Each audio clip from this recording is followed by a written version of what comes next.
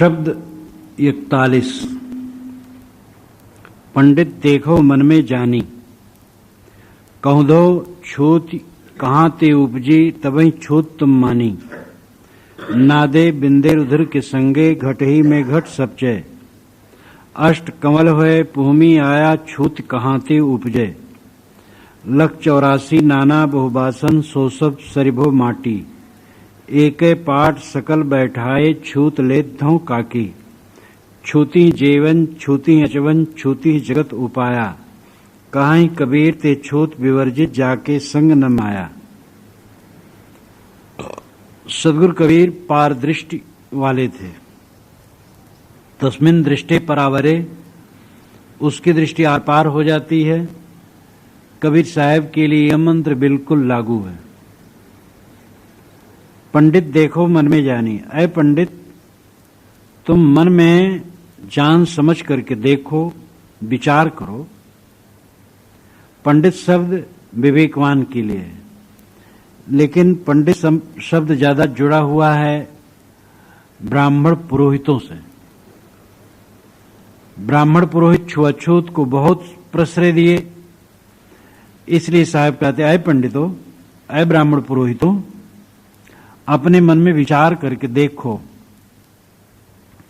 कहो दो छूत कहां ते उपजी, तभी छूत तुम मानी। छूत की उत्पत्ति कहां से हुई? धौ कहते भला को, कहो भला, कहो दो, कहो दो, कहो भला, छूत कहां से पैदा हो गई? तभी छूत तुम मानी, तब तुमने छूत मान ली। छुआछूत की भावना जगत प्रसिद्ध है। दुनिया के अन्य क्षेत्रों में भी यह भावना है।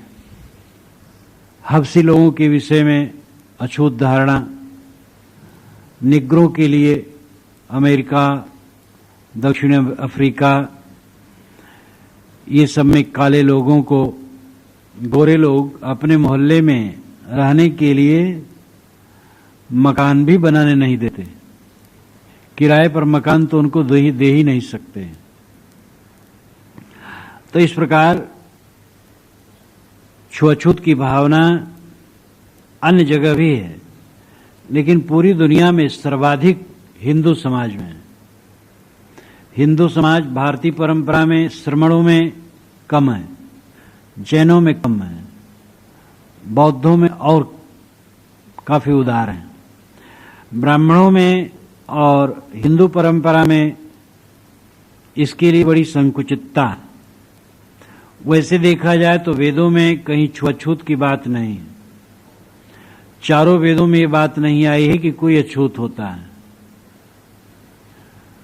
बल्कि अथर्व वेद में कहा गया है, समानी प्रपा सहो अन्न भागा, हम एक ही पौशाले से जल लें, एक साथ भोजन करें। तो वेदों में छुआछूत की बात नहीं है। वर्ण व्यवस्था हुई, वर्ण व्यवस्था के समय भी छुआछूत नहीं थी। जितने समय बीतते गए छुआछूत बढ़ती गई। काम धाम को लेकर के छुआछूत होने लगी। जो लोग कोई दुष्कर्म, भयंकर दुष्कर्म किए, उनको अछूत मान लिया गया। ये नहीं कि उनकी गलती सुधार करने के लिए प्रयास किया जाए और गलती सुधार लें, बस अछूत न माना जाए। गलतियां हुई और उनको अछूत मान लिया गया। धार्मिक विद्वेष से अछूत माना गया कि बौद्ध लोग, सांख्य वाले लोग, जैन लोग, शैव लोग, इन लोगों को अछूत मान लिया गया। दूसरे देश वालों को मलेच्छ कह करके अछूत मान लिया गया। जो समुद्र पार गया हो उसको अछूत मान लिया गया। ये सब दुर्भाग्य रहा। कुछ क्षणिक अछूतत्व, जैसे स्त्री रजस्वला हो गई, उस समय 3 दिन अछूत है, और बच्चा पैदा हुआ तो 10 दिन अछूत है। कोई शौच होकर के आया तो अछूत है। तो ये तो ठीक है।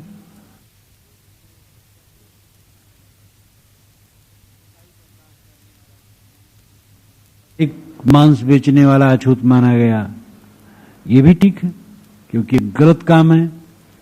तो ये किसी वर्ग की बात नहीं है, जो ऐसा काम किया वही अछूत है।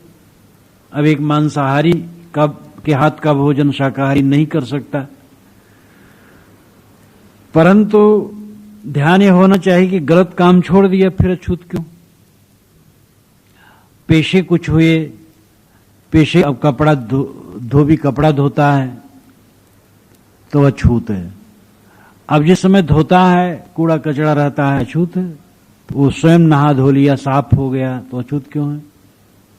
भंगी टट्टी फेंकता है तो अछूत है, लेकिन जब वो स्नान कर लिया, साफ कपड़ा पहन लिया तो अछूत क्यों है। ये सब बातें ध्यान बहुत बढ़ता गया। कर्मकरों को अछूत मानते गए, बढ़ई को, लोहार को, धुइयां को, तेली को और सूत्रकार को, बर्तन बनाने वाले कुम्हार को, धात के बर्तन बनाने वाले को, बाल बनाने वाले को अछूत मान लिया गया, हल चलाने वाले को अछूत मान लिया गया। जबकि ये समाज के कर्मकर हैं और कर्मकरों से ही किसी समाज और देश की व्यवस्था होती है, कर्मकरों से ही स्वच्छता होती है। अब देखो इस मंदिर में जो सफाई होती है, सफाई करना काम है और ये गंदगी हो जाएगी। लेकिन दुर्भाग्य है कि ये सब अछूत की भावना बढ़ती चली गई। साहब कहते ये बताओ, कौधो छूत कहां ते उपजे तभी छूत तुम मानी। कहां से छूत उत्पन्न हो गई जिससे तूने छूत मान ली। नादे बिंदे रुधिर के संगे घट ही में घट सपचे। नाद और बिंद और रुधिर, नाद कहते हैं ध्वनि को, यहां नाद से अभिप्राय सांस, बिंदे वीर्ज और रुधिर रक्त, पिता के वीर्ज मां के रक्त। इससे इसके संग में शरीर की रचना होती है। घट ही में घट सपचे, घट माता का घट यानी शरीर, और उसमें शिशु का घट अंदर में, उसमें सपचता, सपजने कहते हैं सुलगने को। यहां अभिप्राय है कि शरीर का बढ़ना, पकना, शरीर के, माता के शरीर के ताप से शिशु का शरीर पकता है, तो घट में घट सपचता है। अब विचार करो, रजवीर गंदा, माता का पेट गंदा, शिशु का शरीर बनता, वो भी सब चीजों से गंदा। अष्ट कमल होए भूमि आया, छूत कहां ते उपजे। अष्ट कमल हो करके वो भूमि पृथ्वी पर आया, कहां से छूत उत्पन्न हुई।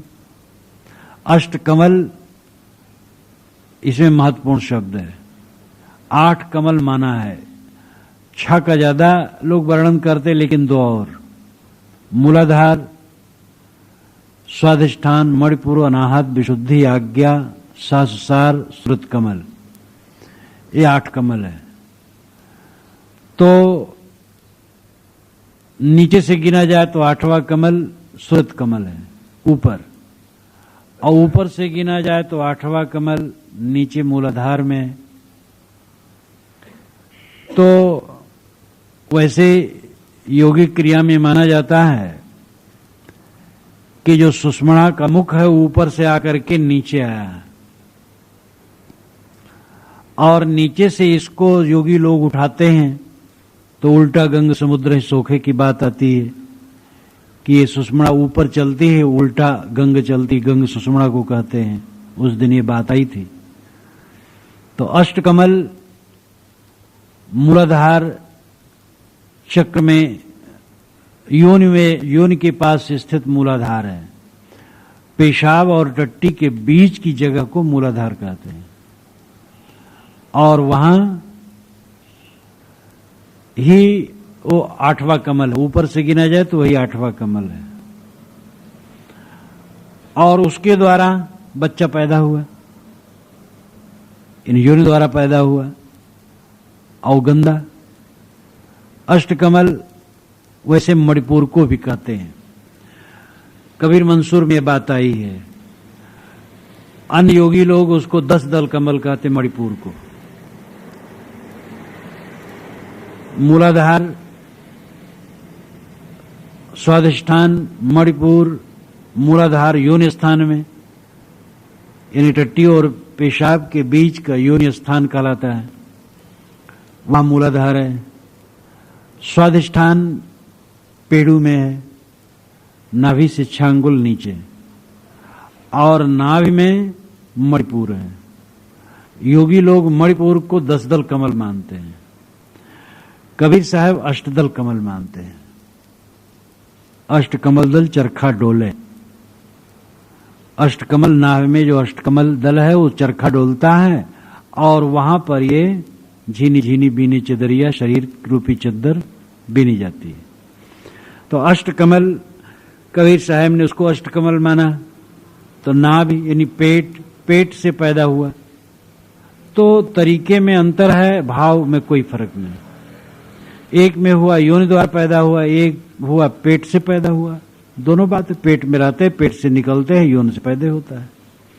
तो 8 कमल चाहे मूलाधार को माने, ऊपर से गिन करके सूरत कमल से नीचे तक गिन करके मूलाधार को 8 कमल माने, और चाहे मणिपुर को 8 कमल माने। अर्थ हुआ पेट से योनि से बच्चा पैदा हुआ और पुहमी पर आया, पुहमी नाम पृथ्वी पर आया। छूत कहां से उपजे, कहां से छूत पैदा हुई? कितना बड़ा करारा व्यंग है, और कितनी मार्मिक दृष्टि है उनकी, और कितना वो हर बात समझ लेते थे। कैसा अद्भुत! साहब व्यंगात्मक कहते हैं कि सांस और फिर बिंद और वीर्य और माता का शरीर और पेट और योनि, ये सब में शरीर की रचना और पैदाइश। कहां से छूत पैदा होगी? साहिब व्यंग करते कुल अछूते तो है, पूरा का पूरा अछूत। रजबीज अछूत, मातक पेट अछूत, तुम्हारा जो शिशुपन का शरीर वो अछूत, और माता के पेट से यौन से पैदा होता सब अछूत। अब कहां से छूत पैदा हो गई? अलग से कहां से छूती आ गई? पूरा तो अशुद्ध। 1,84,00,000 नाना बहुबासन सो सब सरिभो माटी, 84 लाख योनियां मानी जाती हैं। नाना बहुबासन, इसके बहुत बासन शरीर, बासन शरीर, बर्तन, बर्तन नाम शरीर, ये और भी बर्तन जो टूटे फूटे बर्तन होते हैं वो भी। सो सब सरिभो माटी, वो सब पृथ्वी में पड़ते हैं और सब मिट्टी होता है। पैग पैग पैगंबर गाड़े, ये भी साहब ने कहा है। तो पूरी पृथ्वी ही अशुद्ध है, मुर्दों से पूरी पृथ्वी पटी हुई है। एक पाट सकल बैठा है, इस पृथ्वी रूपी एक पाटला पर, एक पीढ़े पर प्रकृति ने सबको बैठाया है। चाहे उनका नाम ब्राह्मण हो, चाहे शूद्र, चाहे हिंदू, चाहे मुसलमान। छूत लेत धोखा की, भला बताओ किसकी तुम छूत ले रहे हो? पृथ्वी पूरी अशुद्ध है जिस पाटले पर बैठे हो, और उसी पर सब बैठे हो, एक पीढ़ा हो, और उसमें ब्राह्मण शूद्र बैठा है। जहां लोग कहेंगे अरे क्या अचरज करते हो? साहब कहते हैं पृथ्वी कितनी लंबी पाटला है और इस पर सब बैठाए गए हैं, किसकी छूत ले रहे हो? छूती जीवन छूती अचवन छूती जगत उपाया, साहब और कस के कहते हैं। जीवन भोजन में छूती है, अचमन, अचमन आचमन, शुद्ध शब्द है आचमन। आचमन इन पीना, पीने में अशुद्ध है। जगत उपाया, जगत के लोग पैदा होते वो सब में अछूत है। अब देखो पैदाइश, माता के पेट में सबका शरीर बनता है और एक ही गंदे द्वार से आते हैं। एक ही प्रकार से दाई या माताएं उसके मल को साफ करती हैं, धोती पोंछती हैं। तो पैदाइश सबकी गंदी। और जल भोजन में मक्खियों से बचाओ, सबसे गंदी मक्खी होती है। धर्मशास्त्र में लिखा है मक्खियां, हौज की बूंदें, छाया, धूल, सूरज का किरण, ये सबको पवित्र मानना चाहिए। मक्खियों को भी पवित्र मानना चाहिए। धर्मशास्त्र में जिसने इसको लिखा उसकी बुद्धि कितना दिवाला पिट गया था। ये ठीक है सूरज की किरण को माने, भाई शुद्ध है, क्या करेंगे? धूल को मान ले, अब धूल आई गई तो क्या करोगे? हवा, छाया किसी की पड़ गई तो छाया तो कोई चीज नहीं है, खाली वहां प्रकाश का आड़ा हो गया इसलिए छाया लगती है। लेकिन मक्खी को कैसे शुद्ध मान ले? इतनी गंदी मक्खी, वो जमीन पर बैठी है, कहीं थूक पर बैठी है, पेशाब पर बैठी है, आकर के भोजन में बैठ गई, उसको कैसे शुद्ध मान ले? मक्खियों से तो भोजन को बचाना चाहिए। कोई खाने पीने की चीज कभी खुली न रखो। भोजन करने बैठो तो बाएं हाथ से हाँकते रहो, कभी असावधान न हो, मक्खी को बिल्कुल न बैठने दो। लेकिन पंडितों ने कहा मक्खी भी शुद्ध है, मक्खी शुद्ध है, मनुष्य शुद्ध नहीं। कहीं कबीर ते छूत विवर्जित जाके संग न माया। साहब कहते देखो, छूत से वही बचा हुआ है जिसके संग में माया नहीं। बात कितनी बढ़िया। कोई बच सकता है धूल के कण से, हवा से कोई बच सकता है? मक्खी से तो अपने को बचाया जा सकता है, लेकिन हवा से कोई बच सकता है? पानी, कुआं का पानी, मेढक मछली उसी में रहते हैं। नल का पानी वार्सल चाम का लगा रहता है, प्लास्टिक का वार्सल अब लगाया जाता है। लेकिन अगर सूक्ष्मता से विचार करके देखो तो कहीं ना कुछ खाने लायक है, न पीने लायक है, न रहने लायक है, तो कहां चला जाए इंसान? तो साहब कहते हैं इसमें जितना बन सके शुद्ध का बर्ताव करो। ये नहीं कहते हैं कि सब ठीक है, वे तो ये चोट देते हैं कि तुम मक्खियों को झेल लेते हो और बहुत ऐसी चीजों को झेल लेते हो, लेकिन एक साफ सुथरा आदमी है और जात पूछ करके तब तुम लोटा देते हो, पानी देते हो। दयापाल दास थे, मैं मरदासपुर कुटी में था, एक अफसर आए, दोपहरी में आए मिलने के लिए कूड़े भार से। तो मैंने कहा शरबत बनाओ इनको पिलाओ, गर्मी थी। तो उनको दिए शरबत, गिलासम लेके एक गिलासा पिए, दूसरा गिलास लिए तो कहे भैया तुम कौन जाति का हो? तो उन्होंने कहा कि ये तो आपको पहले पूछना था, अब एक गिलासा मैंने पी लिया, तब आप पूछते हैं कौन जात के हो। तो मैंने अंदर से डांटा। तो अब ये मन में रोग लगा हुआ है।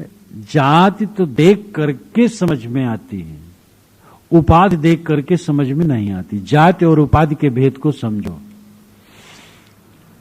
जाति देख करके समझ में आती, उपाधि देख करके समझ में नहीं आती। मनुष्य की जात, जात नाम पैदा होना, जिनकी पैदाइश एक उनकी जात एक। मनुष्य की जात देख करके समझ में आ जाती। मनुष्य, घोड़ा, गधा, सुअर, कुत्ता सब देख करके समझ में आ जाती है। मनुष्य की एक जाति है, वो तो देख के समझ में आ जाती है। उपाधि बिना पूछे नहीं, ब्राह्मण की उपाधि, क्षत्रिय की उपाधि, वैश्य की उपाधि, मंत्री की उपाधि, अध्यक्ष की उपाधि, प्रधानमंत्री की उपाधि, राष्ट्रपति की उपाधि, ये देख करके नहीं समझ में आती। अब ये बात अलग है कि प्रसिद्धि भाई मंत्री आ रहे हैं तो समझे हाँ यही, लेकिन वैसे कोई नहीं समझ पाएगा। तो उपाधि देख करके समझ में नहीं आती। तो उपाधि है केवल ब्राह्मण, क्षत्रिय, वैश्य, शूद्र। और उपाधि उपाधि है, प्रपंचे है, और कुछ वास्तविकता नहीं। तो साहब कहते हैं ये अंतिम बात कितनी मार्मिक है। कहीं कबीर ते छूत विवर्जित जाके संग न माया।